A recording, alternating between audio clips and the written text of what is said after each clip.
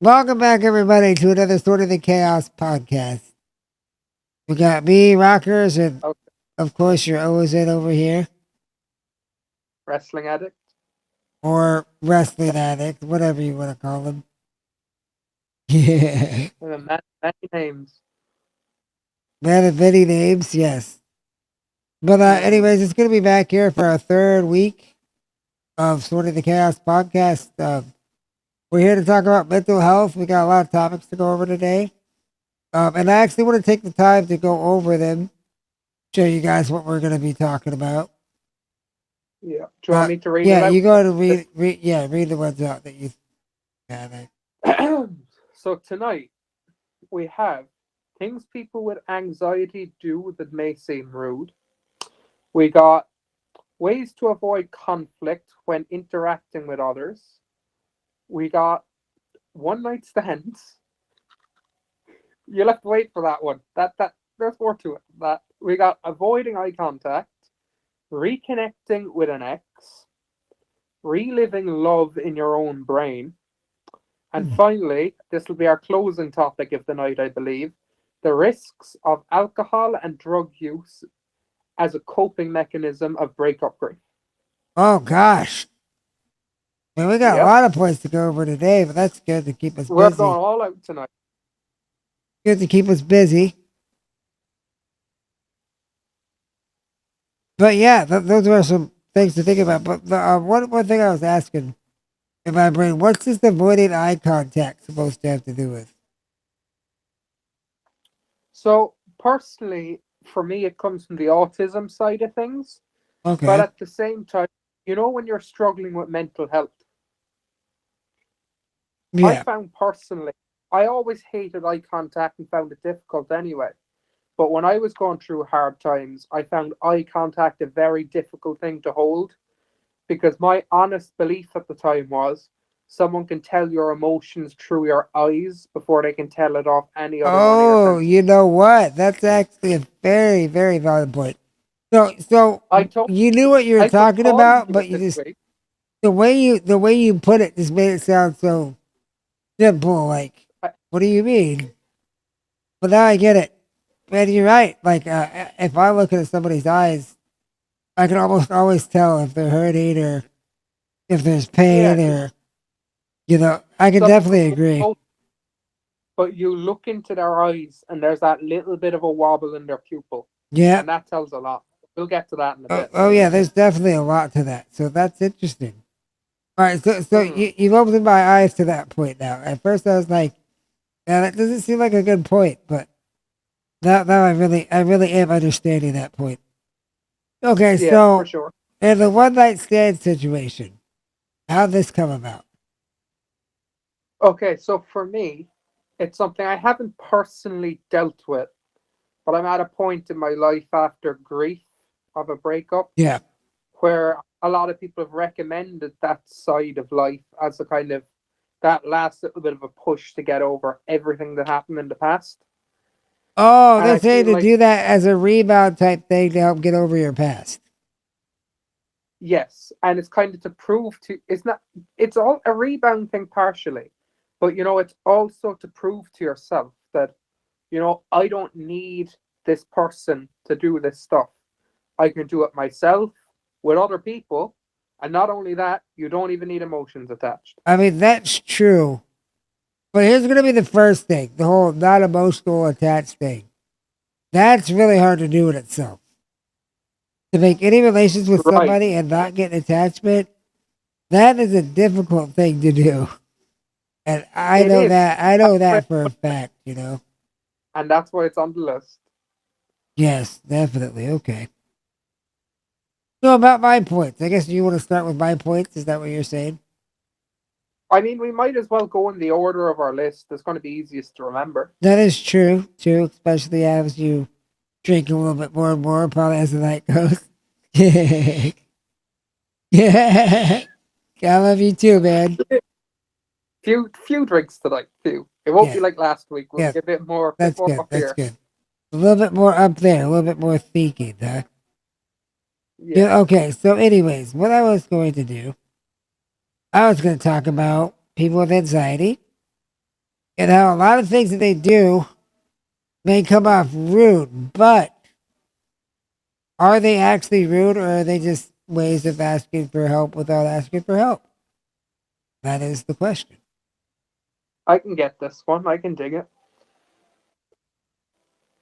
So, what do you think is one of the things like someone with anxiety would do that may seem rude?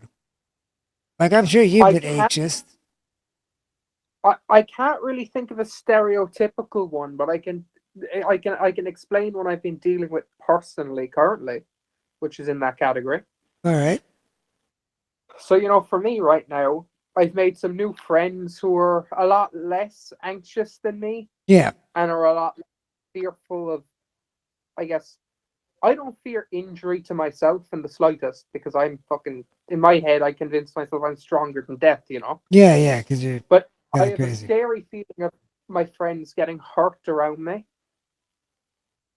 Okay. So, if I'm out with friends and I see them doing something pretty fucking stupid, in other words, something I would do, literally something I would do, but I don't want to see other people doing because I don't want them to get hurt, right? Yeah. I kind of try to intervene and stop them, even though it's not really my place, especially if we were under the influence of alcohol. If someone runs towards a road, you might grab them by a hand or a waist Yeah. and be like, slow down, think about this. Yeah. And they'd be like, oh, you're being, so overprotective, just let loose, be free. And I guess in a way they're thinking I'm being a little rude by having to grab their arm without asking them. Because Yeah. as it is, touching people is something I hate to do. Yeah. But after a while, guys, wait, he's not being rude.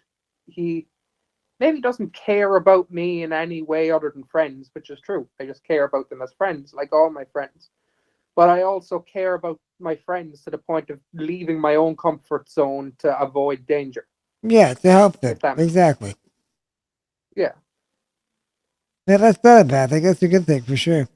And yeah, Hmm. that does effectively go into the point that we're trying to make is like sometimes you might do something out of fear or worry for somebody else that may come off rude, but in reality you're doing something to be helpful.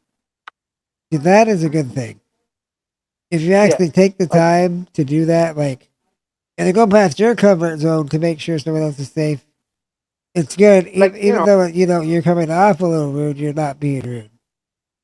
yeah, just like with that whole situation, I'm a bit of a fat ass. So the idea of me having to chase someone towards a road in public, it's embarrassing enough to be chasing someone and people looking at you. Yeah, But then that the fact you have to grab them, not hurt them, just gently, friendly. yeah, That's already out of my comfort zone. So I'm yeah, kind of putting myself in situations I wouldn't want to really be in the first yeah. So place, you're even giving yourself more anxiety by doing it. Right. All right. So one of the main points that we were going to be doing is when people are very anxious, they tend to interrupt people.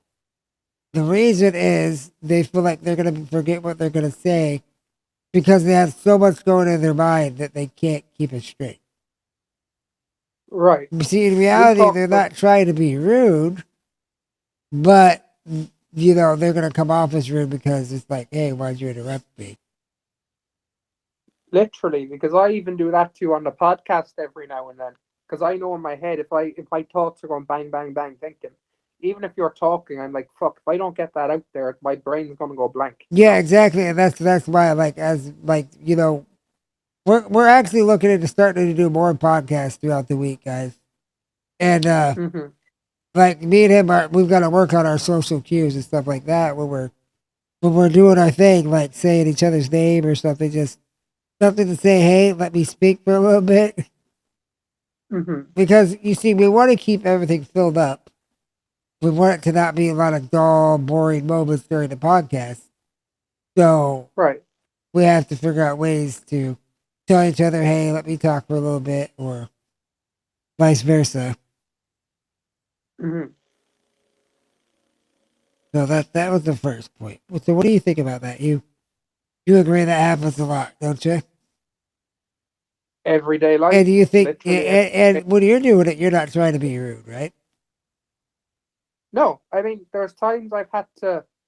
purposely force myself to be rude to convince. Like, I hate convincing people they're wrong, but there's Yeah, been times I purposely be rude to change someone's mind on something. yeah, And even after, they were like, yeah, you were being an asshole about it.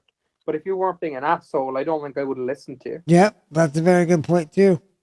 And So there's essentially, yep. Good. essentially, sometimes you do have to be an asshole, even though you don't mean to be.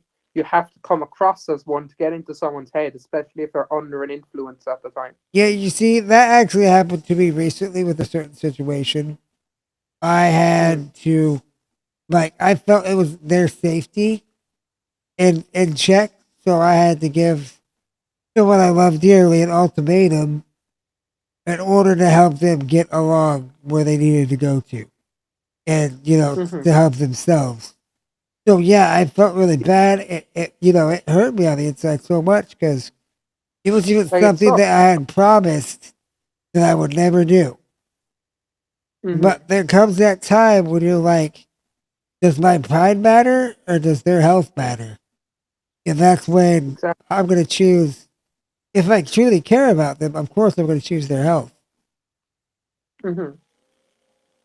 So that kind of happened to me recently, and I'm like, well, I'm really sorry, and I'm sorry I had to do this, but in the end, it turned out the way it needed to. So Right. sometimes that is something you have to do. Yep. Because, even with me, people, when I was in a bad place mentally, certain people were trying to be all nice to me to get points into my head Yep. until one day a friend, a very good friend at the time, said, no, you're being a fucking retard about this whole thing. You got to get your fucking head out of the sand and do Yep. this. And he seemed like the biggest asshole for about a week until I then took his advice and I was like, you're an asshole, but you were right, you know? Yeah. Yeah. You see, that's a very fair point there. Like, yeah, he's an asshole, but he did help you in the end. Yeah. It's like, I wouldn't say he's an asshole, but he had to be an asshole to drill it into my brain at the time. Yep. Okay, so here's another thing. People with lots of anxiety tend to do. Okay, I happily agree to meet, go out, make plans, and then at the very last minute, I find some lame excuse not to go out. I feel relieved, but I feel terrible for that. Because this is actually a person saying this. So, in reality, what do we think about that one there? Do you think that's really just being rude, or do you understand? It It's a tough one. It Yeah, is being rude to a degree because, if the other person was really looking forward to it and they were ready and hyped, got all dressed up, took time off work and other stuff, and then you go, oh, you know what, you talk like this. Oh, look, I'm sorry, but something came up, and I can't do today. I'm sorry. It it's an asshole move in the way that, like, you ruin their day a little bit, yes. But sometimes when you're in such a bad place yourself mentally, sometimes you do have to do things like that to yeah, save your own mental health. yeah, and maybe not just that, to save theirs. Maybe your mental Yeah, health would drag them down or make them do something they didn't want to do during like, that period imagine of time. if I was now, like, doing this podcast like I felt back in March. If I was in a March mood doing this now, right? Yeah, I would be cancelling on you quite often yep, because I'd be in my head like, I can't do a fucking mental health podcast. I can't be on camera. yep, I'm gonna just depress people more and turn them into me. yeah. Yeah, I get that. And you see, that's a bit of a cliche. People think that just because you're in a bad mood or something like that, that talking to people, you're just going to rub off on them. But more times than not, by talking to people, you end up in a better mood. Slowly. That is true. Now it doesn't always work, No. but 50-50, yeah. Yeah, like sometimes that's like exactly what you need.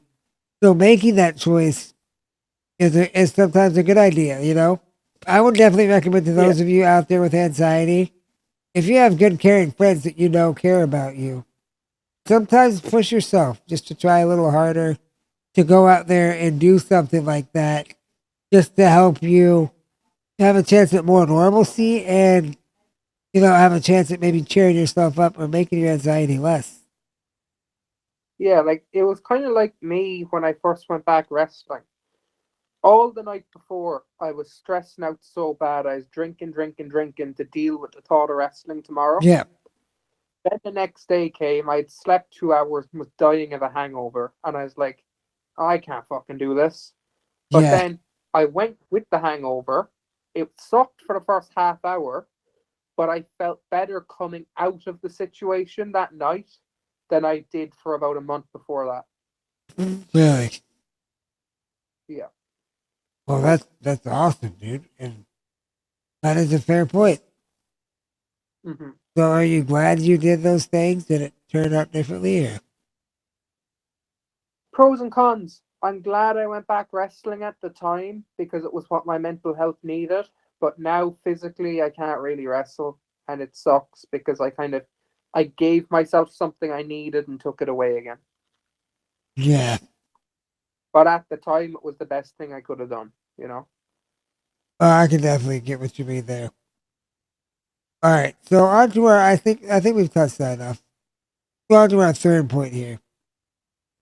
Sometimes this is someone actually saying this. Okay, remember that as I hmm go through this. Sometimes I get snappy with people, have an abrupt or harsh tone, or blow up over something that seems small.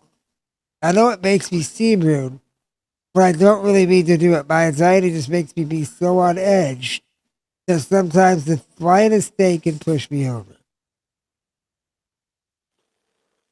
I can relate to that one Yeah, I was gonna say I can relate to this one too because that can because sometimes be a huge thing. And like, I believe we touched on something like this. I can give a really quick summary if you want. yeah, go ahead. Like, I remember back when we used to play Fortnite and stuff back in 2018. Yeah, Like, I'd have so much shit going on in my life that I was beyond depressed anyway. And then I'd hide it all in my personal life. I'd be fine. I'd be a bit grudgy, but I'd be fine. But then you'd kill me or make a joke or something. And that joke shouldn't really bug me. yeah, But that tiny thing was my excuse to snap at you and just fucking lose it, like, you know? exactly. The same thing happened to me too at that time. Like sometimes I would do the same thing to you. And like when you're friends with somebody and you're around them a lot, guys, this is gonna happen. There's always gonna be some Yeah. times that your anxiety's on that level and you're just right there at the edge. And they're gonna do something or say something that throws you over it. You're gonna say things you don't mean. But remember this: you should always forgive people for that, unless they're doing it to purposely piss you off or purposely hurt you. Or Because they take what yeah, they out of proportion, like to a yeah, point that you're like, you said this, it may be true, but even based off that situation, that's something you should not bring up no matter what. yeah, that's true too. As as long as they respect you enough. But just remember that people fight. People that you love with, people that you love, you're gonna fight with. It's gonna happen sometimes, and that's just human nature. But it's important Mm-hmm. to know that sometimes angry words they're not truth like you think. They Yeah, they might be coming from a truthful place, but they're amplified so much that they're not the truth. right.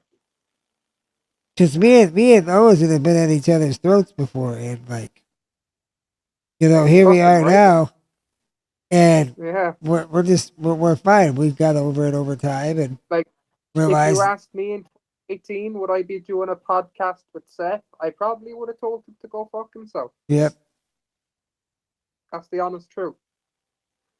But, with age, with time, with learning, with experience, things change. yeah, and you see, and this is also now like nowadays, this is a telltale for me. If I do something that's normally bad or just normally a little iffy, and someone reacts very harshly to it, I'm going to worry about their Mhm. well being and actually try to talk to them because of that factor. I I'm the same because before, it still freaks me out, and sometimes I don't deal with it right because my own head is sometimes not to be selfish, but more important to me than a stranger's head for Yep. obvious reasons, right? Yep. But if I'm out with friends and they're overly touchy or huggy or talkative, if they're huggy, I'm like, I don't like this shit, but I'm not going to be like, no, get off me. I'll just let them do their thing. And as soon as it's done, or as they're doing it, I'm like, right, what's on your mind? I'm like, I know you well enough that you would not normally do this to me. So what's going through your head? You know, what's going on? What can I talk to you about? Yeah. But so you're seeing the point there that like that's Yeah, the way to 100%. telltale if you actually care about other people's well being. Which for the most part a lot of people don't nowadays. But if you Yeah. do, then that's a telltale sign to say, hey, are you okay or would you like to talk about anything? Yeah. Alright, now this is the one that touches with what you were talking about with eye contact. And alright, Hmm. so I sometimes don't make eye contact with people when they talk to me. Or I look down at my nails, phone, or anything other than the person. It's not that I'm rude, that I can't always handle looking in the eye when I'm anxious. Hmm. So this kind of leads I've us been into in a that very subject. So that's good. Yeah, I've been in a very similar situation recently Yep, that got me in a little bit of trouble. But once I explained myself, they understood completely. that's good. I was in a pretty depressed mood one night, and I didn't want the person to know. So I refused to make eye contact with them because I was like, if I let them look into my eyes, they're going to see what I'm not telling, or they Yeah, might see what I'm not telling.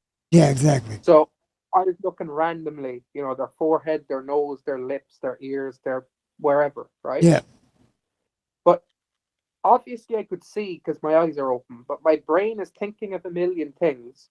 So I'm looking at something without realizing it. yeah. And sometimes you look at people in weird places without meaning to. Oh, all right. Do Tell you me see more where? about this. Where's this going? So I was talking to a random girl in a bar, and I was like, I don't want her to know I'm depressed. I just want her to think I'm out for a few chill drinks. But my eyes kind of went, eyes are here. They kind of went down here. Oh But I God. wasn't. I wasn't actually looking there. Technically I was, but my brain kept looking around. So it would be like forehead, nose there, forehead, nose there. And she's like, why do you keep looking at me there? And I was like, what? What are you on about? She's like, oh, you keep looking at my chest. And I'm like, fuck, I'm sorry. I'm not. I mean, I am, but I'm not. I just don't. I didn't want to admit the eye contact thing, which I probably should have. I was like, I'm stressed. I'm not used to talking to new people. I just look random places. And she's like, well, to be fair, I don't blame you because I mean, she said, where you're looking, bit weird, but she said, I also saw you staring at your cup in front of you for about 2 minutes. So she said, that makes sense. And we laughed it off. Oh, dude, you almost got caught up there. You gotta be Yeah. careful with that. Getting some But do you sexual see what I mean? harassment here. He's fucking looking at her boobs. We're supposed to be looking up here.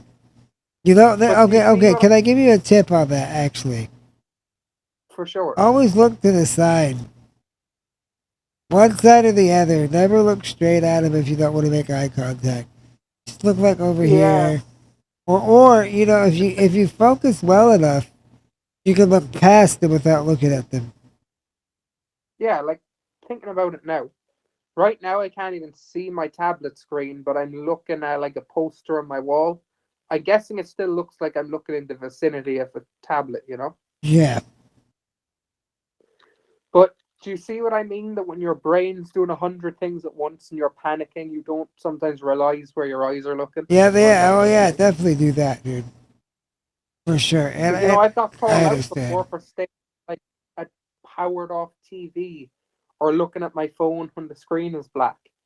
That time I was just fucking stupid. I wasn't thinking. I wasn't even looking. I didn't know what the fuck I was looking at till it was pointed out to me. Yeah, And that was an awkward moment. yeah, that was awkward. That sounds pretty awkward. But thankfully the person was very understanding and actually believed what I was saying. Well, that's really good there. All right, so Yeah. and another one of the reasons, guys, this is but we also want to get into. He said the reason why he doesn't like to make eye contact because he feels like that's kind of like a way to get into someone's emotions without actually having to talk to them. And Mm-hmm. he's definitely right about this fact. Like I use this all the time. You know, no, and if you have empathy or you're empathetic for people, this is something that comes easy. Like you can see pain in somebody's eyes or happiness. Like you can tell by the way their eyes wobble. You can tell by the way their eyes are wet. Sometimes their eyes are a little bit wetter than they should be, and you're like, well, why? And that's because Or you can they tell, have damaged emotions coming out that they can't even stop. or if they're like catching you out on something like what happened to me, they might not look at what you're looking at. They might be like this. They might see your eyes are going everywhere but directly at theirs. So they'll just notice you're avoiding contact. And typically, that's a telltale. Yeah, that is another telltale. You're right. And that is a way to actually tell if somebody's not doing very well too. You know, Mm-hmm. you can be like, well, hey, why are you avoiding eye contact? I do that to Amber all the time. I'm like, look at me. When I think there's something wrong, and she's avoiding eye contact, I'm like, hey, Amber, look at me. Second, she thought she's screwed. So I instantly know what's Mm-hmm. going on. Alright, so here's another thing we need to hit on. Not Mm-hmm. answering phone calls or texts when you lie and say, I'm sick, or, you know, avoid people because of anxiety. Yeah, This is that something that happens. happens a lot to me with my girlfriend now. And it's just because she's still like filled with anxiety and it's hard to talk. And what do you like to do when you're full of anxiety? You like to push people away. 100%. Yeah, and that's really some of the crappy Because, stuff that happens. I've had a friendship version of this recently. My friend was like, "Hey, are we going for a drink tonight?" And I didn't want him to know I was upset. So I was like, "No, not tonight. I'm taking a chill night at home." But then 2 hours later, I decided, fuck it. I'll just go on my own for one. But then they were there and they looked at me and they were like, "What the fuck?" Oh He's like, "Well, you've gosh. got," and I was like, "I'm not even going to make an excuse. I'm not in a good mood and I didn't want to admit it. But now I'm caught in a corner." And he Yep. understood, but it was very awkward. It was like the other situation. Yeah, that would definitely be a little bit awkward. You're like, what the fuck, bro? I'm just lucky that I have quite an understanding friend group currently. You know, Well, yeah, I mean, it's easy to be understanding when you're drunk. yeah. Yeah, Well, no, it can go two ways. You can either be very understanding or very judging. There's not really an in yeah, between. that's true. That's true. So he could have kicked my ass if he felt Yeah, like it. so here's another constant sign of anxiety that also comes off rude. All right, so if you're talking to me and I'm stressed out or having an attack, I'll begin to zone out, or I'll usually just end up staring at you with a blank gaze, and it won't seem like I'm listening, although I am trying to listen. Hmm. This happens to me a lot. Like Yeah. if I'm feeling anxious, I don't have a lot of tells like other people. I try to avoid any tells just because I always feel like I want to be the strongest person in the room mentally, and I do my best Hmm. to keep that as my mentality. But this is definitely one of them. But if you see me Yeah. blanking off or staring off into space or not seeming like I'm actually listening to you, there is something wrong with me for sure. Hmm. And that's when you can start asking questions like, "Are you all right? You thinking about something?" Or like that. Like, because it also takes a lot to like fill my mind up to where I can't keep it straight. Right. But when it does, it's like not trying to be rude. I'm just emotionally unavailable at that time. I get that. I get that completely. Because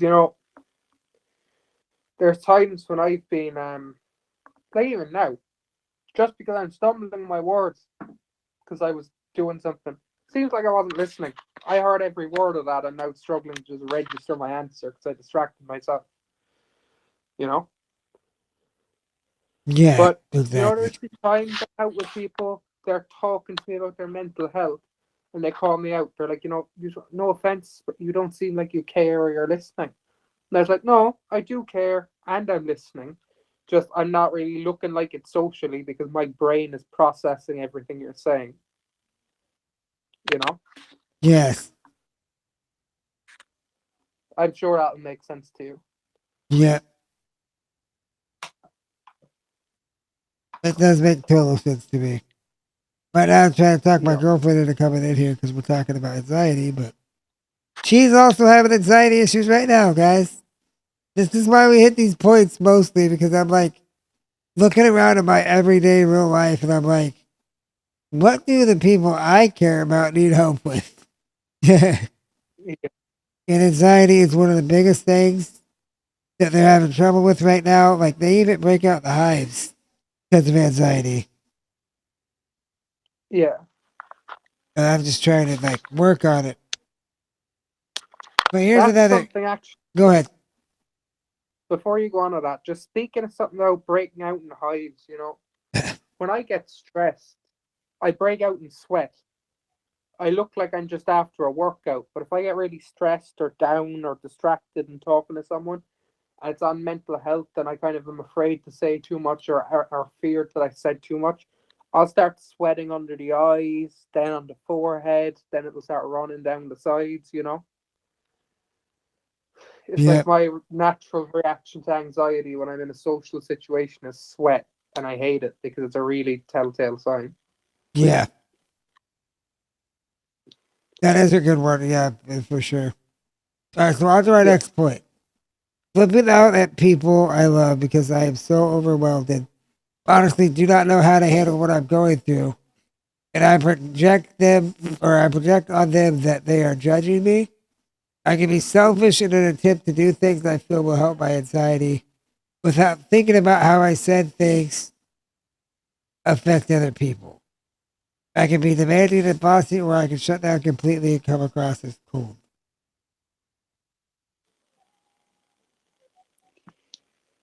yeah, All right, so this one is kind of, where I think when we get deep in the depression or in that feeling, this happens to a lot of us when we're like worried about our own emotional well being before someone else's, and like we might lash out or take things out on them just to help us be feeling better. And that this one, yeah. it is kind of cold or rude, but And like just with what you said right there, sorry to cut you off but good. before I forget. You are lashing out at someone, yes, but you're not doing it to like hurt them or upset them. It's more you're trying to vent out. You're like trying to project the problem away from you. Sometimes someone's talking about your anxiety and asking you things you don't really want to answer, and you might just bring up something about that person mental health related, Yep, and it's not really a nice thing to do, but you sometimes do it unintentionally to try and project the problem away from you and be like, no, I'm not talking about my problem, but let's talk about yours, you know? yep, yeah. That is true Mhm. too. Have you ever done that to people? Yeah, yeah, I have. I was gonna say I Someone definitely was have too. But yeah, go ahead and talk about what happened to you. the only example I got right now was like someone was asking me, well, why are you single? Why don't you just, you know, as the saying goes, get under one to get over another? Why have you been sad, depressed, on meds, seeing shrinks, right? Yeah, And they came across so rude with the question, and I still think they meant it a bit rude. Fuck, I'm trying to think. But I said something like, oh, then why are you cheating on your wife? Why are you, doing coke? You know? yeah, yeah, Which technically was deserved because they were fucking ridiculing my situation. It's not the adult way I dealt with it, but it's all I got right there and then. yeah.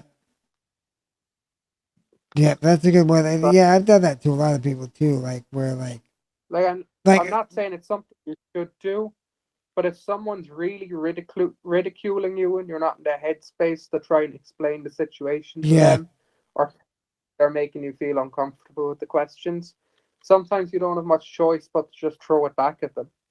that is very true. And as you say, one of those times this has happened to me is like, say I'm in a bad headspace. And I'm talking to somebody that also has something going on in their day. But I feel like Mhm. whatever talking about maybe isn't as important or scary or bothersome as what I'm going through. So I'll take the Yeah, time to like cut them off and say, hey, I want to talk about what's wrong with me, Or like, yeah. yeah, I understand that, but I tend to like That push it off whatever they're talking about, and like I try that's a to very avoid. important one. I notice a lot of people say, "Yeah, I understand that," but I've heard that so many times, and I've done it quite a few times as well without even meaning to. Yeah. Yeah. Alrighty, so we really touched on the subject a lot. I feel like this has been a really big subject today. Yeah. Then we want to talk a little bit about something of how to look on the brighter side of things. Mhm. You have any insight on that? Yeah. Well, I don't have Well, yeah, I guess I got a little bit of personal insight. Like, this isn't a shot at you, and I hope you don't take any offense to it. That's what? But it's just the best example I can think of like that, right? It is going to sound offensive, but this is nothing No, towards that's you. fine. It's just Go ahead. to the coping mechanism, right? It's Yep. like, I'm fuck. I'm in pain. I don't know if I can do relationship stuff. I Yep. can't wrestle. But then I'd be like, huh, but he can't walk. So technically, I'm still doing better than that. Yep. Not Yep. saying it's better, but it's like, fuck. At least I can walk to the pub. Not bragging that I can walk to the pub. It's just telling myself, hey, you're more fortunate than this person right now. Yeah, exactly. And that is something that is really one of the main ways I've coped in my life. Because Yeah, yeah, compared to you, I'm doing bad. But a right. vegetable compared to you or compared to me is doing bad. Someone that can't talk, all I can do is Yeah, sit like, there and smile. there's some people, like, sure, they can walk, they can kind of twitch their hands and shuffle, but they can't talk. They don't really have feelings, or at least they Exactly. don't have feelings towards others. Yeah, like in your case, you're like, ah, yeah, they can walk, but at least I can feel like a quote unquote normal human, you Yeah. know? Yeah, exactly. So there's pros and cons like that. Yeah, yeah. And here's definitely the first way that I've seen about how to look at the brighter side of things. Because when we're in the moment, a lot of times we can't remind ourselves to do that. Like, we can't, I agree. because we'll feel the feelings right away. But if we keep a journal and underline only the good things that we have throughout our day, we can sooner or later learn how to pull those out inside our day to day lives. Like, it can make those things more impactful than the bad things that we go through. Hmm. Kind of like the whole looking at the glass half empty or half full. Like, that could be what switches it. I know I make a lot of alcohol comparisons because right now that's a big part of my life in a good way and a bad way. The bad way, I drink a lot. The good way, I'm a bartender now, right? Yeah, So let's look. Literally, I got a prop right here. Let's look at this pint, right? yeah, Kind of fucked up. There's all bubbles in the head of it. It's not a great pint. It's out of the can, right? yeah, And I'd be like, oh, well, I was just in the pub like an hour ago. The pint is so much better because it's out of an ice cold keg through a tap, right? yeah, But you can look at it and be grateful that I was like, oh, fuck, I had something good and now I have something okay. But you can also look at it, yeah, I had something good, but now it's good to have something okay instead of having nothing. Yeah, Because if definitely, you're not exactly. something being okay, then just say go fuck yourself and have nothing, you know? Yeah, exactly. And that's sometimes what happens in a whole different scenario. Yeah, you're using alcohol, but say it's a person instead. Say that Yeah. you'd rather be around your girlfriend, right? But you can't Hmm. be with her right now, so you only have your friends. It's still a lot better to have the friend than nobody because when you have nobody, you have a lot less to look on. Like another one would be like this, you could be like, oh, I really want to be with my girlfriend right now, cuddling, watching a movie, Yeah, doing whatever, but I'm on a podcast with this Irish idiot, right? yeah, Or you could look at it like, huh, well, if I wasn't on a podcast with this Irish idiot, my girlfriend's still going to be busy, and all I can do is sit here and basically go fuck myself. yeah. Do you know what you mean? Exactly the point. It's a harsh way to put it, but would you rather, Yeah, the exactly. question What would is, you would you rather? rather do this or sit here looking at a wall like this? Exactly. And another thing to do is like analyze. Like, yeah, that's analyzing the good things, right? You keep a journal, analyze the good things. But it's also a good way to analyze what makes them come about, what makes you feel better throughout the day, what makes you feel happier in a situation where shit's messed up, you know? And, Hmm. and the point is to reenact those things to make yourself happier. And our Yeah. second subject is going to be eliminating the negatives. So, Can I throw a quick topic into this if yeah, you yeah, don't go mind that ahead, I throw it throw? out there. It's off this topic, but it will relate to it, and I will forget it if I don't say it. Go I couldn't ahead. be bothered writing Yep, it. that's good. So, my mind's gone blank. Where was I going with that? You continue. I'll get it back. Are you sure you can Sorry. get it back? Yeah, just a fuck you. It's in there Okay, somewhere. okay. All right, so if you find yourself ruminating on, just focusing on negative situations, you should do something to short circuit that train of thought. Turn on your favorite music, reread a novel you love, or get in touch with a good friend. So, like in this sense, it's saying like, if you know you're gonna have negative thoughts, do something that's gonna make you not think. If you know you're gonna have negative actions, do something that's gonna keep a positive reaction. If you know that you're gonna have pain, do something to help mask the pain. It's kind of like curing a headache. You gotta take But medication to make the pain go yeah, away. do something to mask it, or well, doing something to distract it is more or less the same thing. Yeah, But sometimes, people rely on pills too much. I'd be like, oh, I have a headache. Let me take a pill. Or you could go, I have a headache. Let me have a glass of water, go out for a quick walk in the cold air, yeah, speed up a little, slow down a little, come back. If you still have a headache, then take a pill. If it took away the headache, you're saving your body from pills. yeah, that's true. Because fuck medicine. Yeah, But I wrote down what I had, so if you want me to get into that. let's get into it, buddy. So I had, don't take yourself too seriously, which is something I've done for way too long, right? I've been afraid to embarrass myself in front of others, even though I do it anyway without realizing. Yeah, Everyone does without realizing. You could think you're being the most normal person there. You could look like a fucking idiot and everyone else knows, but you don't, right? It's like exactly. I'm always too shy to dance with my friends when I'm out of the bar, right? But everyone else is dancing, and I'm the one sitting there doing nothing because I'm too embarrassed to dance. Yes. But in a bar or a club with everyone dancing, realistically, I look like the idiot or the odd one out, right? By that, that's it. Yes. Yeah. So another way, it's just a recommendation because I thought maybe a few people would have this because a few people were talking about this tonight when I was out. They're like, they don't know how to talk to girls, right? They're afraid to be Okay. any bit flirty in case they're taken the wrong way, right? Okay.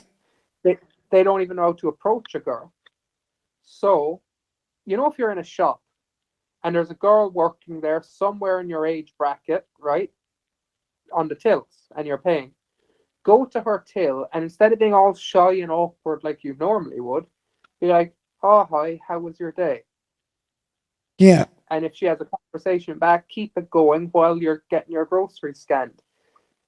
And if you get used to talking to cashiers, then get used to talking to bartenders, get used to talking to door staff, get used to talking to like a cop you see on the street, because these people are Yeah. human too. They love to talk to. And eventually you can work up to talking to a girl in a cafe, a Yep. club, a restaurant, Yeah. a Definitely date. practice. Practice makes perfect. Like, say if I was afraid to go talk to people just out, if I'm like, oh, none of my friends are going out, but I'm going out, what do? I go on like a phone call with someone or a Twitch stream or like a Discord call, talk for like an hour. You're used to talking by the time you're out. There's nothing different. It's Yeah. just face to face with a different person. Yep. Get your things. That's not really a topic. It's more a piece of advice I thought of that I've only started taking myself recently. So Okay. I Yeah. thought I'd That put it that up. was a good thing to add in there too. All right. Hmm. So here's another thing. We're gonna talk. Sorry for cutting you Oh, off. no, that's Just fine. That's fine. All right. So another thing we're gonna get into here is how to do something impactful and make yourself feel better about yourself. And the answer to this one is pretty simple in a way. It's act locally. And what this means is don't talk about your inability to like influence a global affair, but do something that can make a small positive change near you or that you know you've affected somebody to make them better. Like donating, to a relief organization, helping someone clean, or, giving someone a free meal or paying for their drink at the counter. Something Mhm. like that. Even volunteering too. Like anything like that could help you be able to make a change and maybe help you feel more positive about yourself and how you affect Mhm. those around you and the world around you. I get that because sometimes people don't like donating to a massive charity because you don't necessarily know exactly where your money's going Yeah. sometimes, right? But like or like the little box at the till in a store, you might want to put in $2 because you don't really know where it's going. But Hmm. instead of doing that, why not buy like an iced coffee and a cookie in Starbucks and give it to the homeless guy sitting across the street? Exactly. Because you're not just throwing money in a box, and it's better than giving them money because instead of that, not saying they do, but they probably do, some would. Instead of them going to buy crack with that $2 when they save enough of it, you give them a coffee and a cookie.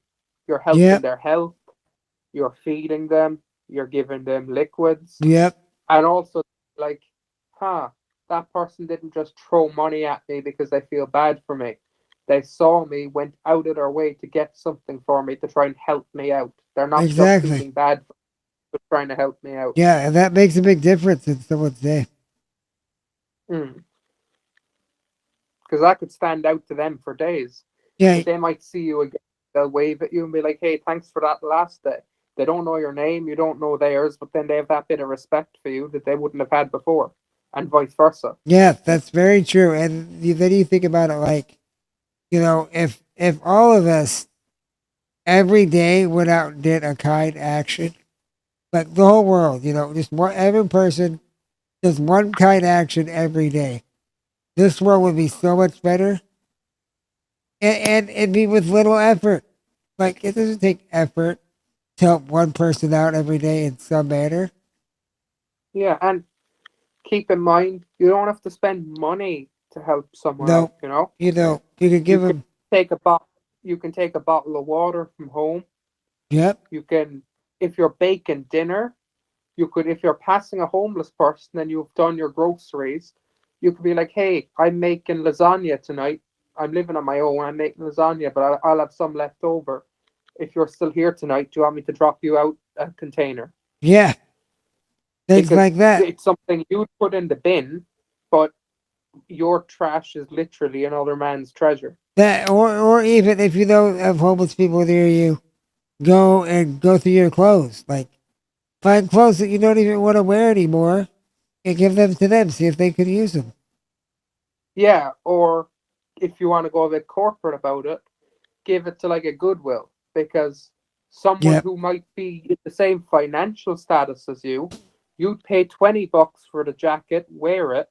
They pay $10 for the jacket and wear it, but then that $10 is going to feed a family for a day. Yeah, that's a fair point too. Win-win for everyone in the That's a situation. big You're win-win. you're getting a piece of clothes you get. You're sorry, you're getting rid of a piece of clothes you don't want. Yeah, Someone else is getting a piece of clothes they want, saving money, and the charity is getting $10. good point.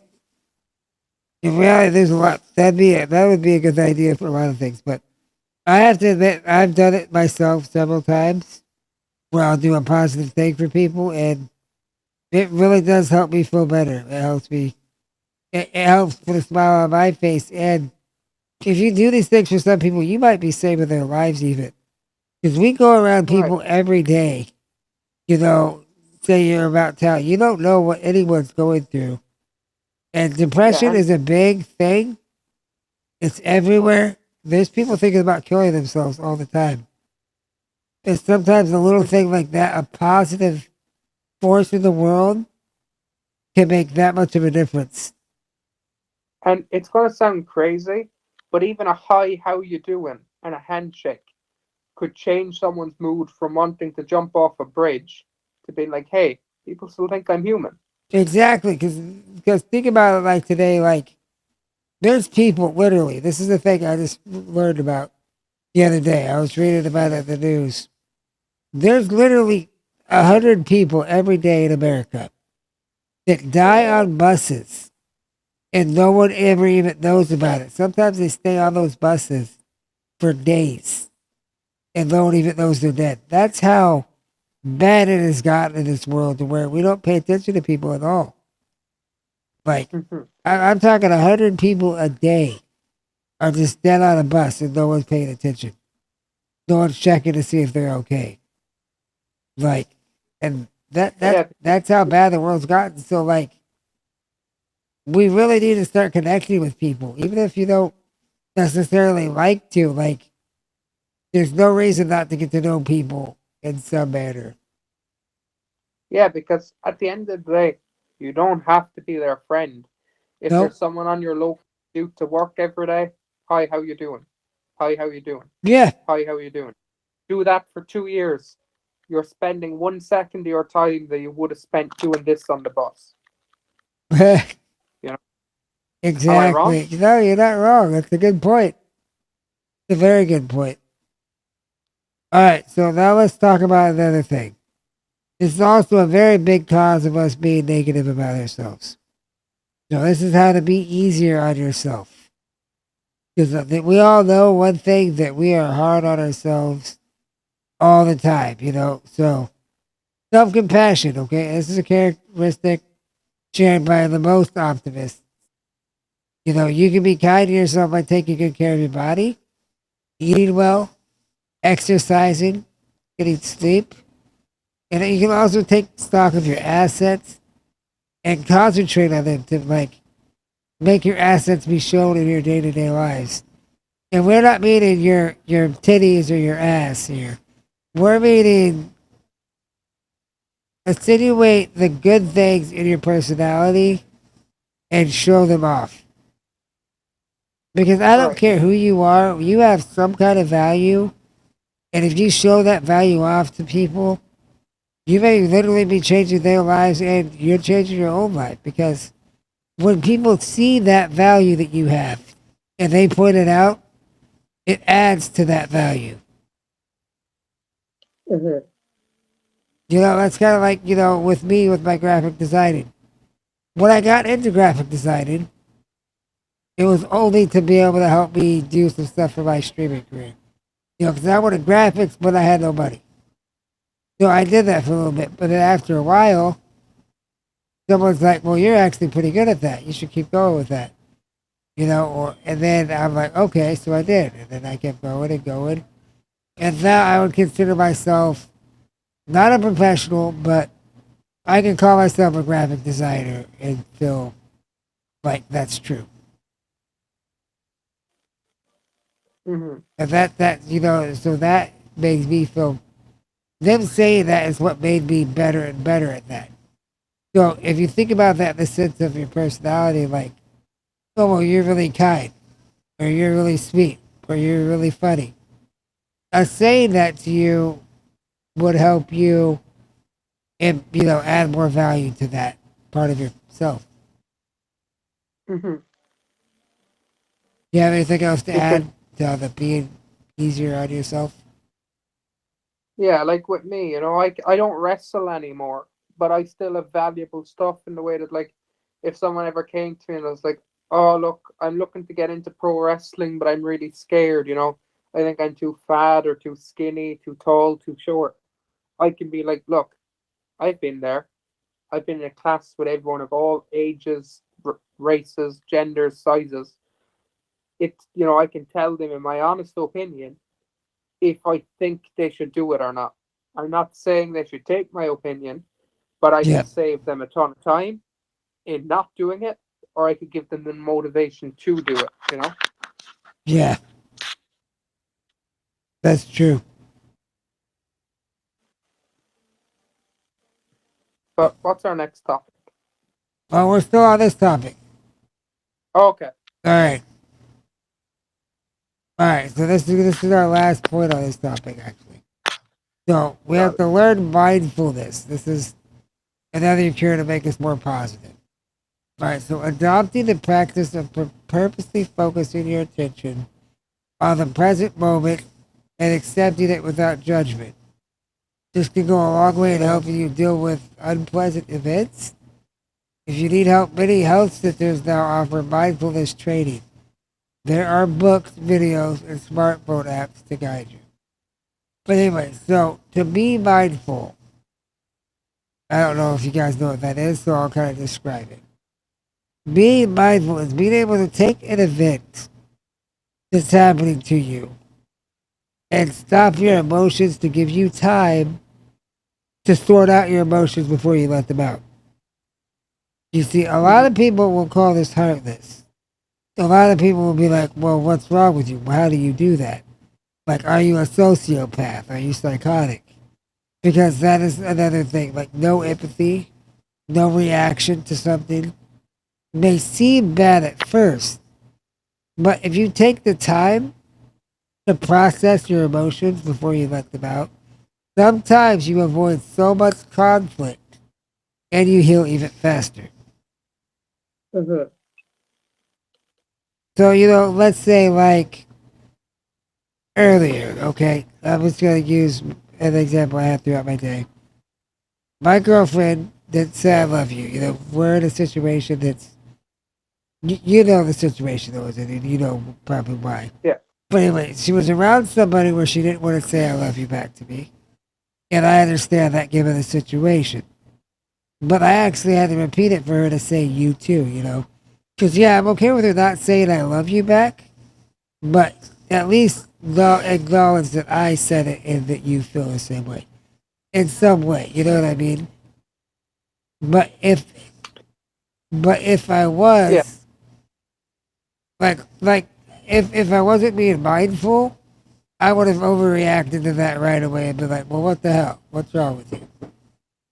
But Yeah. because Like, I take the time to think about it first, I'm able to process it and wait for the most opportune time to let those emotions out. right. Do you mind if I throw something in on this topic Yeah, from my past please do. experience? Please do. I won't expose your situation, obviously, but I Yeah. can understand your girlfriend couldn't say I love you because of certain people around, and if she said it, that could be catastrophic, literally, Yeah. right? Yeah, it could make problems But for her. that I can completely understand. I can't even pick at it if I tried, right? But then there was my dumbass who told the girl I loved her, but was afraid to say it in front of my family or her family, even though I truly loved her. Oh, this She must have was this must so have been a comfort. problem.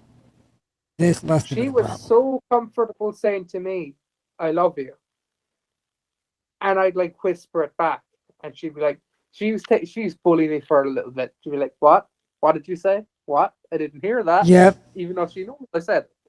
But another one we can throw into this, I think, if you don't mind, is on my mind right now, is public affection. Yeah. Because, you're saying it's hard for her to, say things like that in her situation, which is completely understandable. Yep.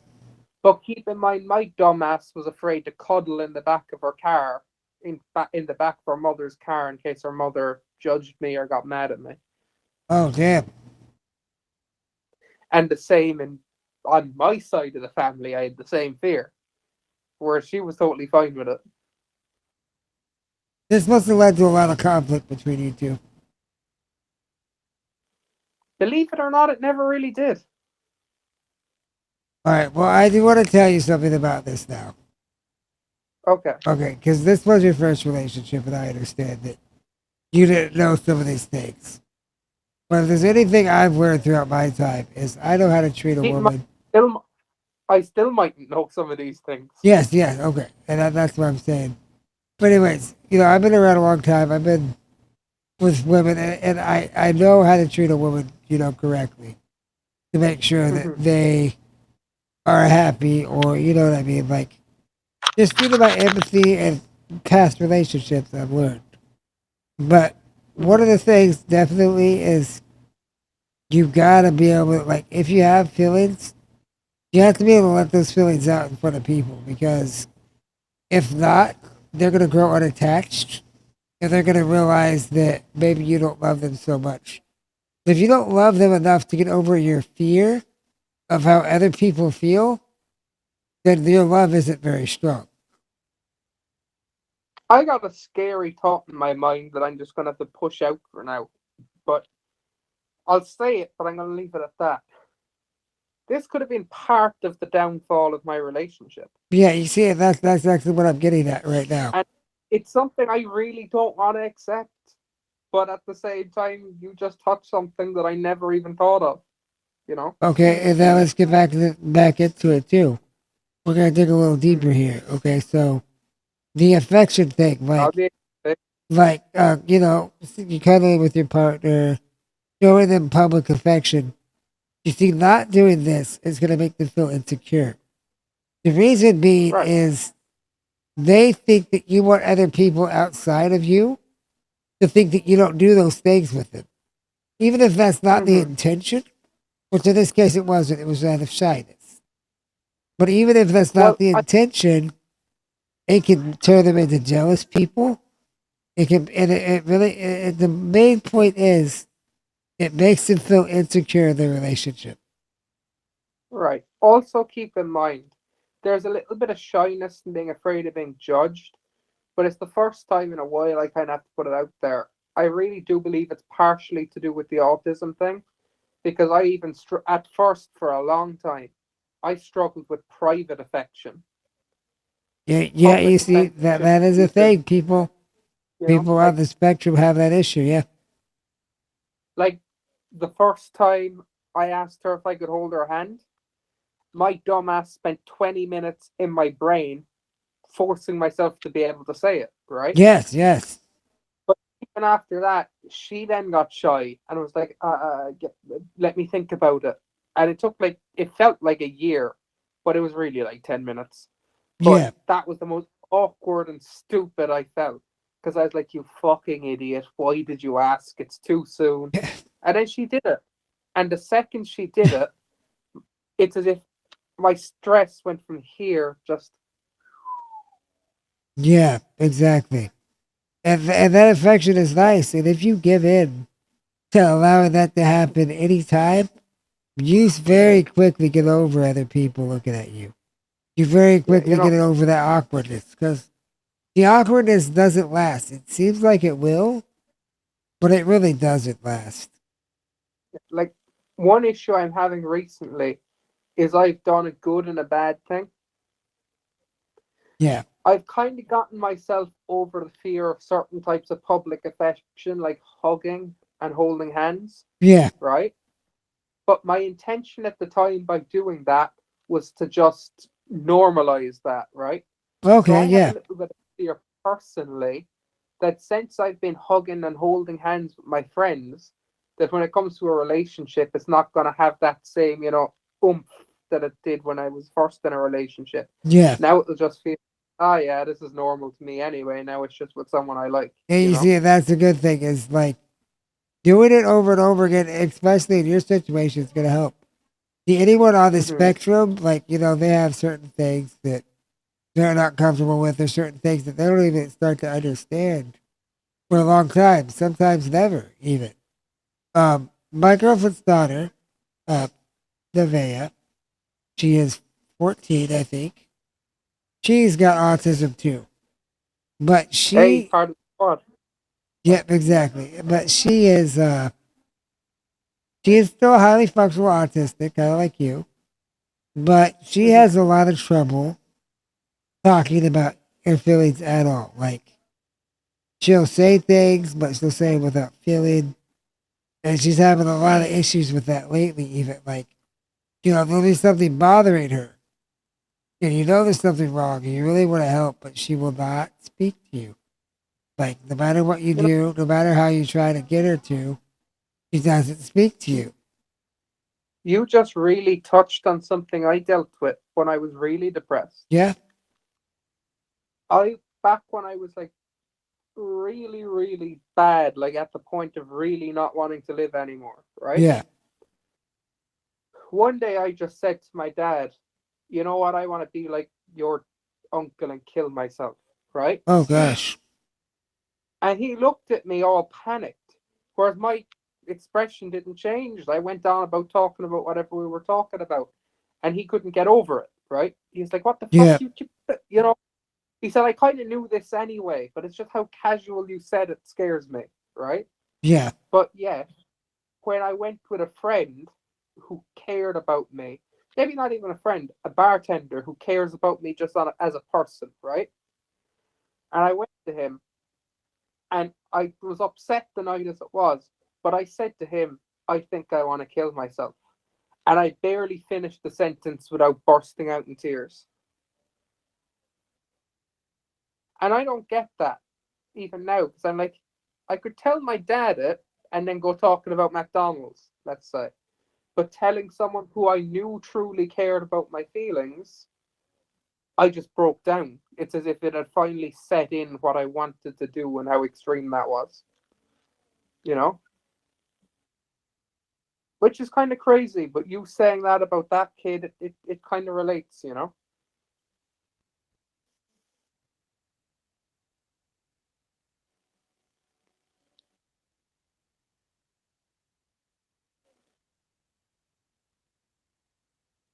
Mhm.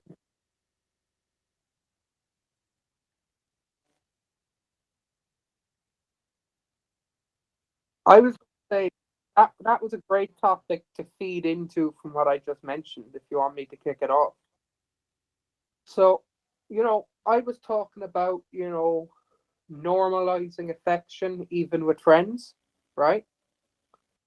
But I have a fear of the idea of a one night stand because of how much I struggled with sexual Yeah. situations due to a few things: autism, low self esteem, mental health. The main one was physical health, and also just overall stress of the first time, right? Yeah. Plus the fact it was a relationship, so I truly cared about the person and didn't want to fuck it up, right? Okay. Yeah, that makes sense. Yeah. But essentially, the only way I know how to have what's the word? Intimate situation is through a relationship. But Yeah. now, even all the shit I got going on, I kind of want to go the other route with it to almost get myself ready for when it happens again in a relationship situation. Yeah. But it's as if for me, the idea of having a one night stand, due to what I already know, is more scary than sleeping with someone I had a relationship with. Yeah. So I've been given some advice, and I won't pass on that advice only because in some countries it may be illegal, if whatever, but I'll touch on it, just not go into detail. Not saying I'll do it, because I really don't think I will. But this might work for some people, right? Yeah.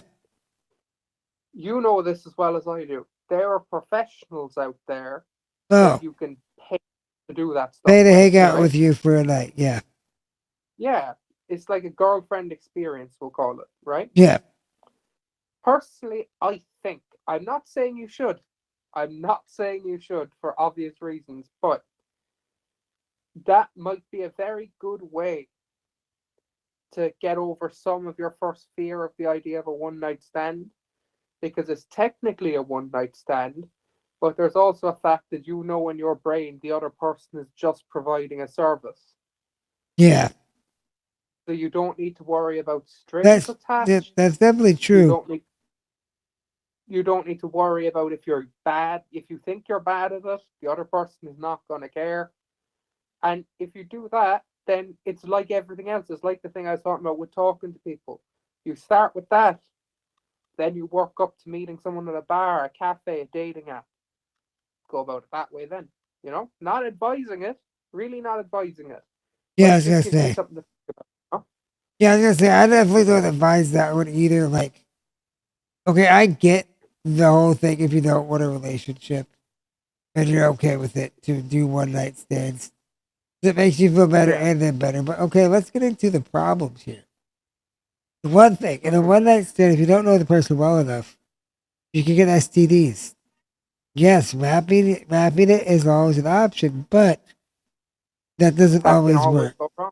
Exactly. You can So, get an STD of kissing someone. yes, that's true. Not to scare people, but you can get herpes off one kiss. Yeah, if they happen to have a store that you don't know is actually herpes, you could definitely get that. And some stores, I'll just give an example. I Throughout the don't have one, inside but of the lips. where there's piercing, hold on, or that he's a metalist, people can have a sore there. Yep. You're not going to notice that, but it's still going to touch your lip,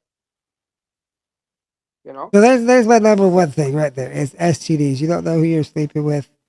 You can easily get STDs, and some of them you can't treat. Some of them never go No. away, and then that could give you a label for the rest of your life too. Hmm. Second Another thing it reason, can. well, here, let me go with my second reason real quick first. Okay. Okay, is pregnancy. Say that you're able to have kids. Just because you use a condom don't mean shit. Sometimes they break. Sometimes they have like a little pinhole that's some weeks out. But you need to make sure you're at least at a responsible age and you're able to understand that risk of a one night stand. Yeah, you got to be at a state where you're like in a part of your life where you're like, yeah, I don't want a kid, but financially and emotionally, I'm stable enough to deal with that outcome if it arises. Exactly. So as long as you're responsibly, able to know that you would be okay or you would take care of this kid, then I would say that's fine. Try that. And then Hmm. let's get into, let's see, there's got to be more negatives than just those. I got one. Go ahead. What if the person has a partner? Oh, They're, they're happily married or they're dating someone.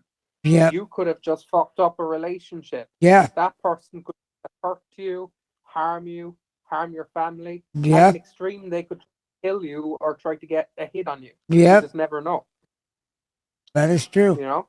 So you could be messing up somebody else's lives. That's another good point. Um, and a lot of Another one, people would fight that.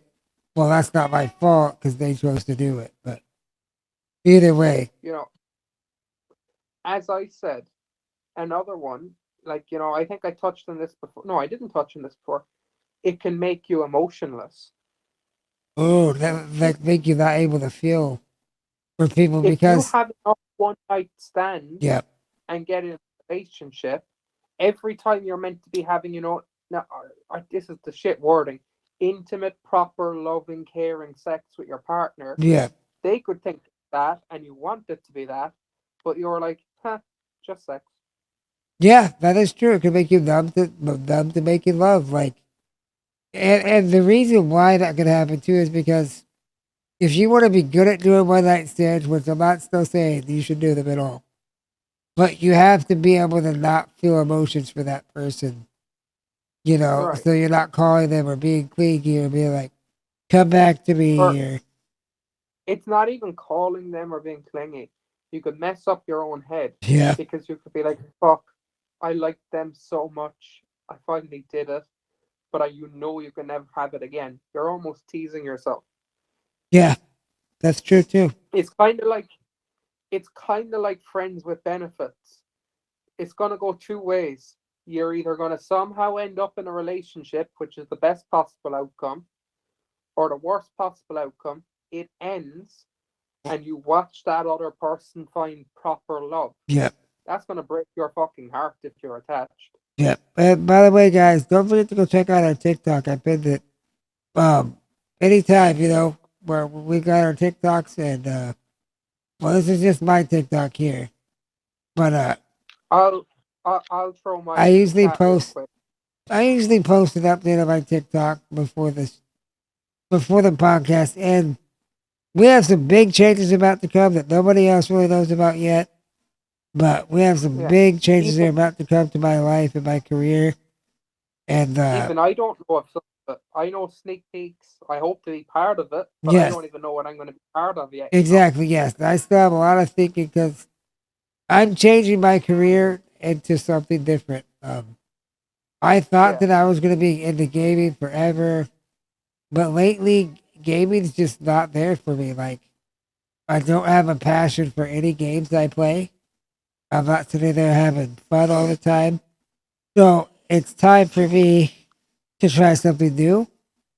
And what I really Yeah. want to do is, when I started anything that has to do with streaming, all I want to do is be a positive inspiration to people in some way throughout my streaming. Like, I want to help people every day. I want a place for people to go where they can socialize, support each other, and have a good time.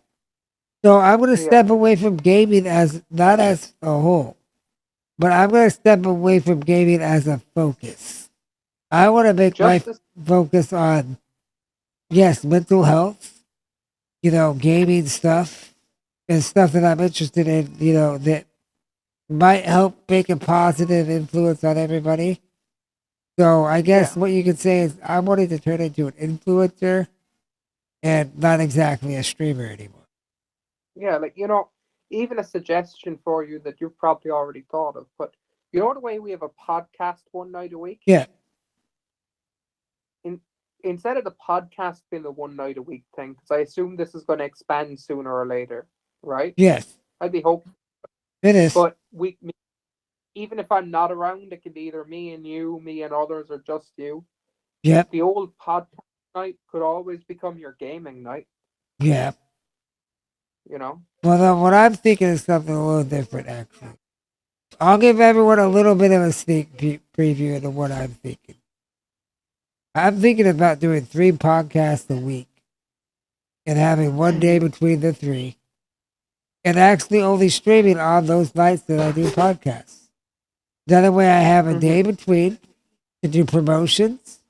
I have a day between to do editing for YouTube videos, TikTok. I have a day in between to analyze our Facebook group, do Twitter posts, and I have Look, that time with my family instead. right. You know what I mean? Because my world's going to change very soon, where I have other people in my life that I want to make happy and be there for.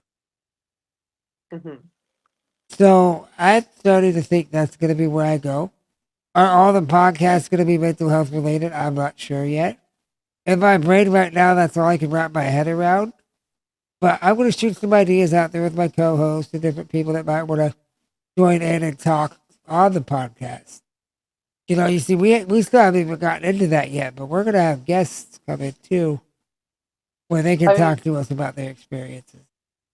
I'm gonna throw a little hint out there, and it's gonna sound stupid. It won't be next week. It won't be next month, but it's gonna be this year. I can Yeah, guarantee you that because by hell or high water, it's gonna happen. I've wanted it for years. yeah, We are going to have an idol of mine, a fucking idol, who I've idolized for the last 8 years of my life, yeah, joining us on this podcast. I won't say who, but I will say he's a massive influence in the pro wrestling and pop culture community. Yeah. Seth knows what I'm talking about, and he's excited for it. Yes, I am. I've talked to some friends and family about it. And they're excited about it too. They think it would be awesome. And we will be real with you guys. This is going to cost us money. You know, he's helping us out. I'm happy enough to assume he's going to help us out on a rate, obviously, because I Yeah. like to think me and him are kind of friends or Yeah. acquaintances. Exactly. But it cost us, but we are willing to do this at a loss because not only for our podcast, to get up there a bit, it's like a life goal of mine. So Yeah, I don't mind exactly. spending money on it and losing some money because I'd be like, okay, I spent say X amount $100, but I'm not going to forget that, Yeah. you know. And I'm sure it's the same idea for you. Oh yeah, I'm definitely down for it. And not just that, like I want to start reaching out. I want to start reaching out to some places that have to do with mental health. You see, I want to start. I want to start actually. What do you call that? When you're looking, like you go out on the internet looking for things, not Like it's socializing, but network networking. networking. There you go. I want to start networking with other places that help promote mental health throughout the day, and like I like just different things, like inspirational places. Because I want to start Oh, putting inspirational quotes out there, just things to I got keep people I got happier. But I got some big news for you that you don't know, and neither does anyone who's going to be watching this. what? But it's partially confirmed, but it's going to happen, right? Okay, We have new merch coming soon, and I've already talked to the person who's going to be making it. really? I'm going to sort because he's in my circle anyway in my personal life. Yeah, See the way this is a basic lighter? yeah. We're going to have this with this. I just drew it on as an example. Where I wrote sorting the chaos, that's going to be our logo, right? Okay. But on the other side, it's going to have a quote of your choosing. We're going to have Oh, like 20 quotes that we've said on our podcast, yeah. and you're going to get to pick one and pick the color of the text and the color of the lighter, and you're going to get that. Oh, you know what? We should start doing that in our podcast. A quote of the And day. yes, and it is not going to cost more than $10, including shipping. Damn, that's crazy. If it's been shipped to the US, there won't be gas in it, but as you can see, there's a little hole in the bottom. Yeah, Just that's get a true canister too. of gas, put it in. And, And there and, also and going to we can always be people. start something like that here in the U.S. too. Like, I can probably find someone Yeah, that can do that. Like, because you guys got to we remember, are. we're multinational because it's in Ireland, I'm in the U.S. So Yeah, and keep in mind with merch like that, we're not really doing it to make money. We're doing it to have something cool for our fans and friends to carry. Because I'm yeah, gonna have a good few myself because I use the lighter as it is. I think it's gonna be cool having my name on a podcast that I half own. yeah, that would be On a cool. lighter. Hey, 1 second. I gotta do something real quick. Okay.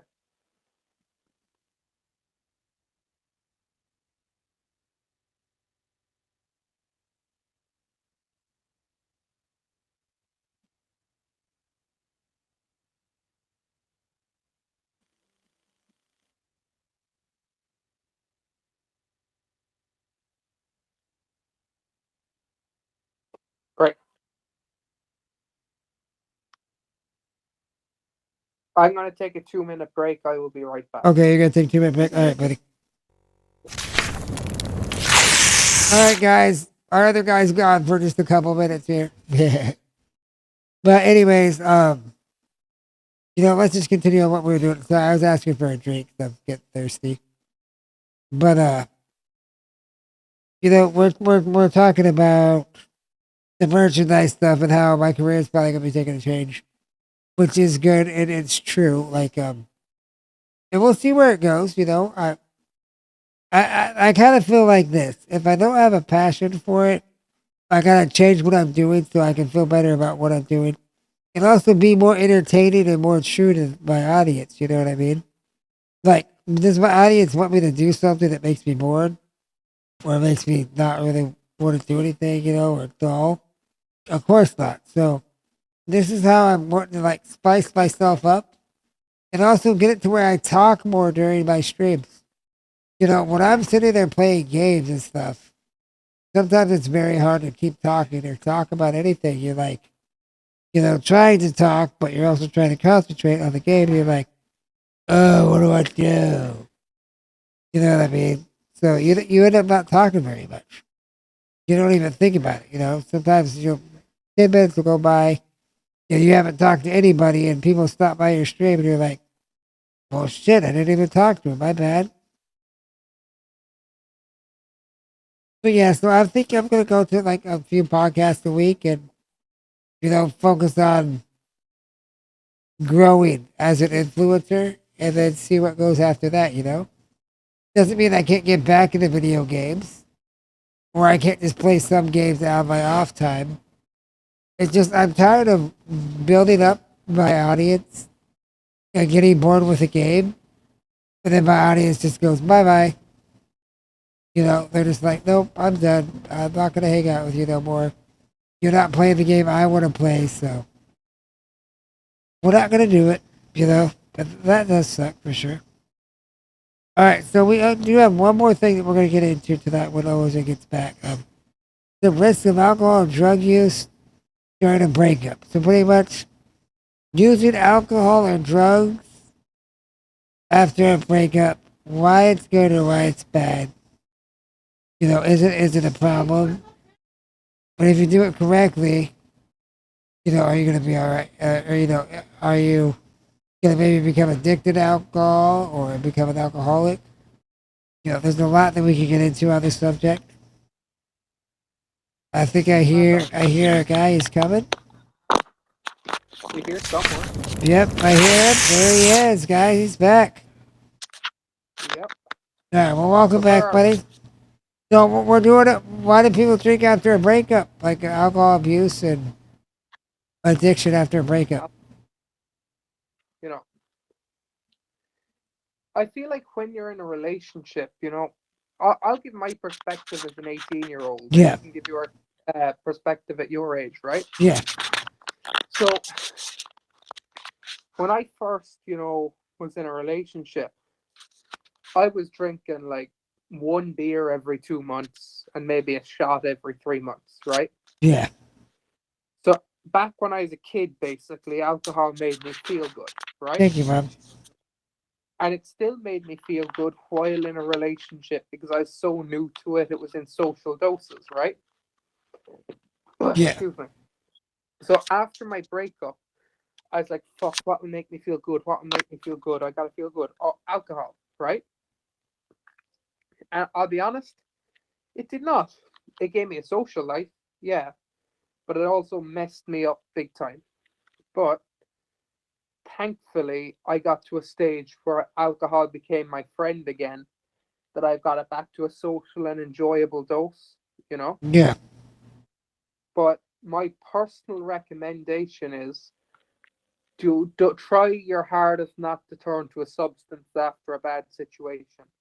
Because not only is alcohol a depressant, it's also addictive.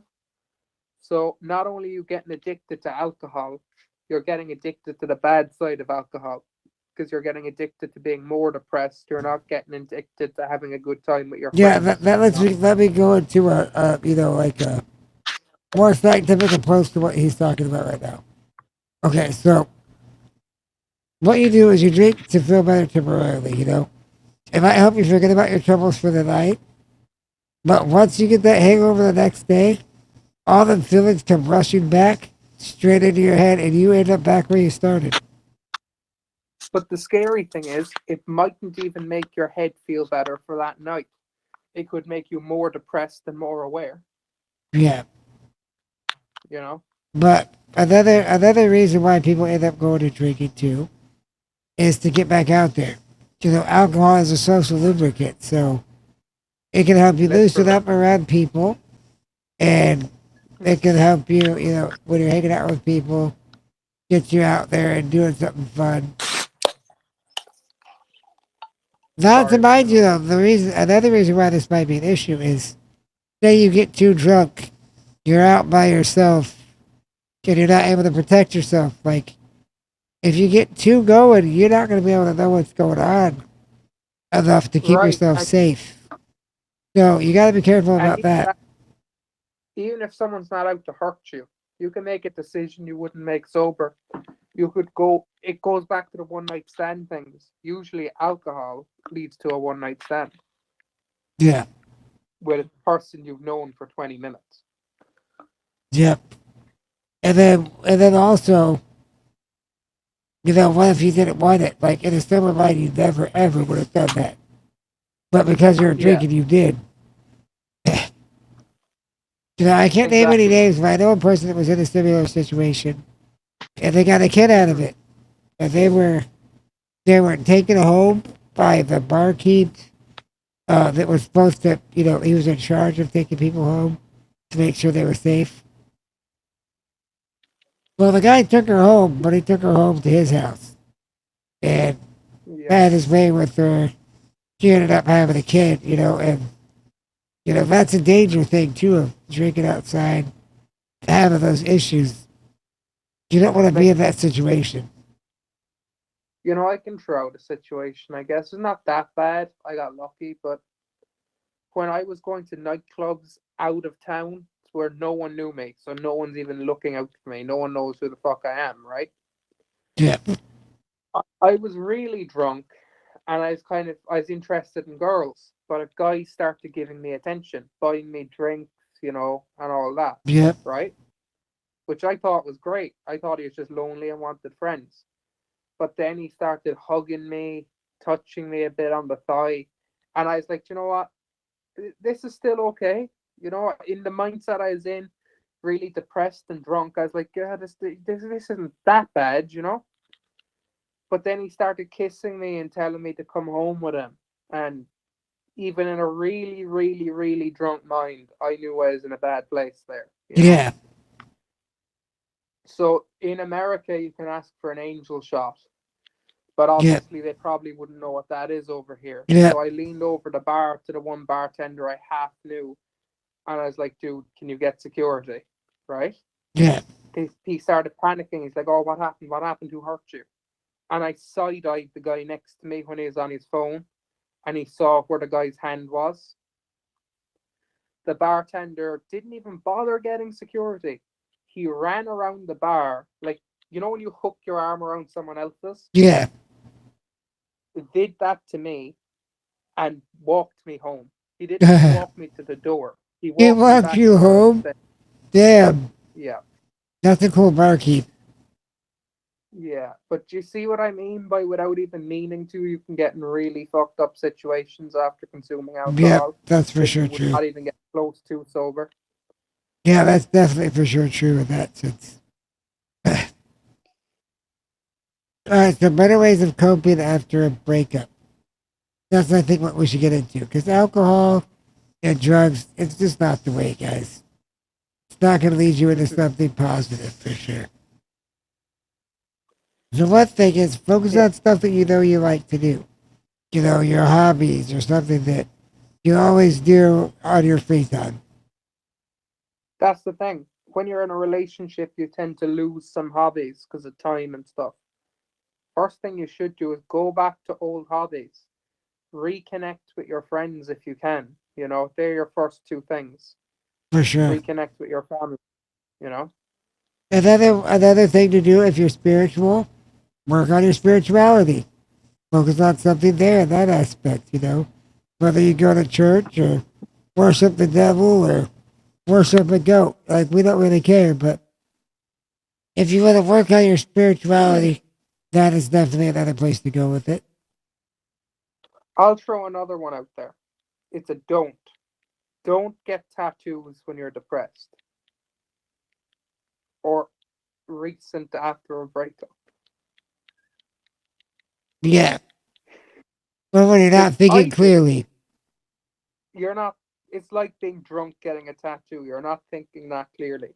Thankfully, I genuinely love 99% of the tattoos I got. Portrait of my idol, portrait of my favorite musician, but my brain wasn't fully thinking.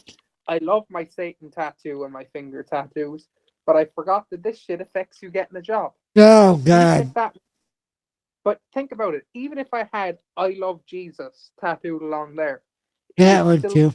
affect me getting a job because Yep. it's a visible hand.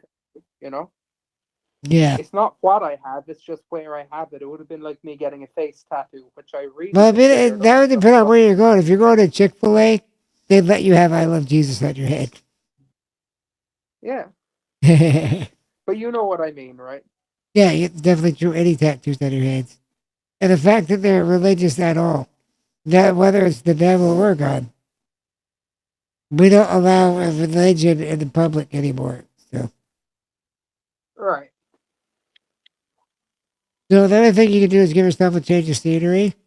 Like, say you spent all your time with this person in your house, Uh, get yourself out of as the you're house. talking, But one thing. As you're talking, I got to mute for 1 second, but my camera's staying off. okay, I'll be all of. just fine. Do your thing. But anyways, what I was gonna say is, change the scenery. Like if you've lived at the place that you broke up from, like maybe it would be good to go stay with a friend, go stay at a parent's house, or just go on like some kind of trip. Maybe go on more bike rides or anything like that. To get yourself away from your house and to get some more, more stuff thrown through your brain instead of how sad you are about having the person with you.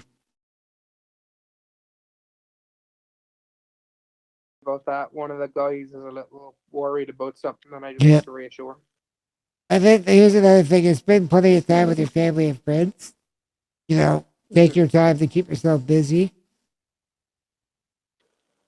Another good thing about reconnecting with family and friends after a relationship, it can really reestablish your connection and give you a better bond because it kind of makes you think these fr- family is forever. You realize, fuck, I may have pushed these people away from me a bit when I was in a relationship, but even afterwards, they're still here for me, looking out for me. Yep, You know. yep, for sure.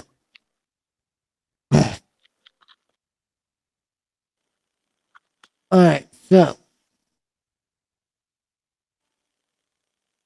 let's get into okay. Another thing you could do when you're suffering from a breakup or actually any bad emotional events, open up your emotions about to see what someone that cares about you. That way you can have support from them. You can work through your own stuff in your head and help sort the chaos. That's definitely something you should try to do. Yeah. And if you feel like you're in a bit of a darker place than that, you know, if you don't want to like a public therapist who's free with the health service, who's just there to medicate you and stuff, I believe like $50 gets you an hour of therapy. You might need 10 sessions, you might need one. But if you tell them everything in that hour, sometimes they don't even need to give you any advice. You've got it all out and you already feel so much better. Yeah, that's definitely true. A huge part of that kind of recovery sometimes is like venting. Yeah, for sure. Venting is it's a great thing. And you don't necessarily have to have a shrink if you just have somebody that you can trust to talk to. Hmm. Or I just mean if you don't have someone you're comfortable with talking to. Oh, okay, cool. All right, so I mean, this puts us at the end of our subjects. Hmm. Also, I mean, just another random one. Video games, board games, Mhm. puzzles, drawing. They're all good coping mechanisms. If you don't like writing diaries, you can kind of. It sounds a little bit schizophrenic, but it's not. And it's worked for me. You can sometimes draw your emotions. Yeah, definitely a fair point. And by the way, if you guys are looking for a little bit more support, we do have a Discord if you haven't been in it yet. You're We always got a welcome. brand new Facebook group. fresh up. Yeah, we got a brand new Facebook group too. But we have our Yep, but that, Discord channel. You guys can come there anytime. You can come chat with us if we're in the voice channels or play games or even just tell us about your day. yeah. In fact, maybe we should make a voice channel on your server just called Sorting the Chaos.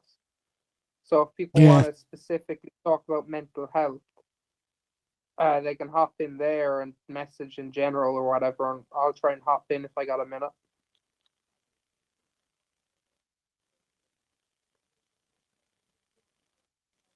that's a really good idea. Mm-hmm. Also, we got our Facebook page, which is the same as the group, just Sorting the Chaos. But thing with the page is you'll see our announcements there, but you will also see them in the group. But with the Yes, page, that's more where you can privately contact us, so just us will see it. yes, Just for keep in sure. mind, if you post in that group, most of your friends list may be able to see it, but it's guaranteed that anyone in the group can see it. So just be mindful. Some things, if you want to keep it to direct messages, our page. If you're happy for it to be a public topic, throw it in our group. Yeah, for sure. Definitely just throw it there, group. To be honest, it doesn't look like we got a lot of people out here today. I don't think we did a very great job of promoting this week. But I mean, to be honest, I believe we had some very good topics and very in-depth yes, conversations this yes, week. I think it was a But great podcast. I think this was our best podcast yet. I think this is going to Yeah, be a great one even for me to watch back on yep, YouTube. for sure.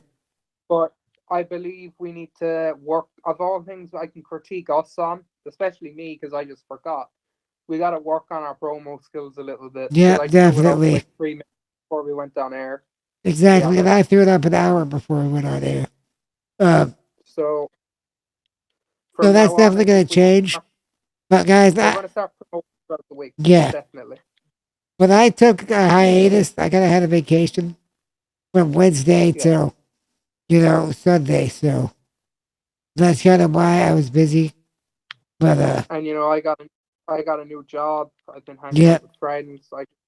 It's not that I forgot about this. It's just when I got home and went online, I didn't really go on Facebook or Discord. I just threw on a movie. I kind of just forgot about everything for a little bit, that's you true. know. And we're working on it, guys. We'll get better and better at this. So they're our third Yeah, official podcast.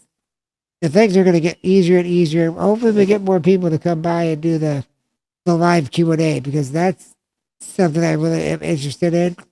And we even have that's a what way I'm to looking for. pin people's comments up on the screen. So before we do end it, if there's anybody out there, you have any questions or thoughts or anything that you'd like to talk to us about, because we're getting ready to end and now is the time for that. And if you're on YouTube, as you know, throw it in the comments. Seth will see it and let me know. Definitely true. Or I'll be checking the comments too when I remember for And sure. all our But socials will be down in the description. yeah, if you want a quick response for something, at least I'm not sure for Seth, but at least for me, message our Sorting the Chaos page, because even though I'm not logged into the account all the time, I will still always get the notification on my personal phone. So if I'm working, I'll get it. And if I get a 10-minute break, I can go reply, you know? For sure. Same here. Well, it doesn't look like we're going to get anybody talking today. But anyways, I feel like we hit some really great topics. We had a really For great, sure. great one. Definitely a little bit better with us both sober and of keen mind. You think I'm sober? You're close enough compared to what you were last time. Oh, no. Last time I was drunk, drunk. This time I'm not sober. I'm not tipsy. I'm just drinking at a normal pace. The last time I was That's good. drinking, I should have quit drinking before I got on the podcast, but I kept Yeah, going. I That was my definitely bad. agree. But this Okay. week, I'm on my first few right now, so it's all good. But anyways, to those of you watching us through YouTube, thank you so much for that. And don't forget to comment, like, and subscribe because that's something that will help us get further out there, get more shares, and we'll be able to do this all Mm-hmm. the time for you guys. So, Yeah. and please Is last week's critique us. episode live? No, we never did end up doing last week's. Okay. We're just gonna do this week's. We're not gonna post the last week's. But Okay. anyways, critique us too. Like, you feel like we're doing something wrong, or you have any ideas that might help the podcast go smoother, please hit us up Mm. for sure. All right. Well, I think we're gonna call it here, guys. Much more from Rockers. All I really gotta add is, this is tough coming from me because of my beliefs, but I say this every time and I do mean it. Take care. God bless. Stay safe. Remember, as James Ellsworth would say, any man with two hands has a fighting chance, but our thing is anyone with a brain can control it. Yep, exactly. So just control your own chaos for now. If you ever need help with it, reach out to us. If you think we're too dumb for you, reach out to the professionals. There's always someone there. Yep, that's a good point. All right, guys. Well, we'll see you on the next one. Take care.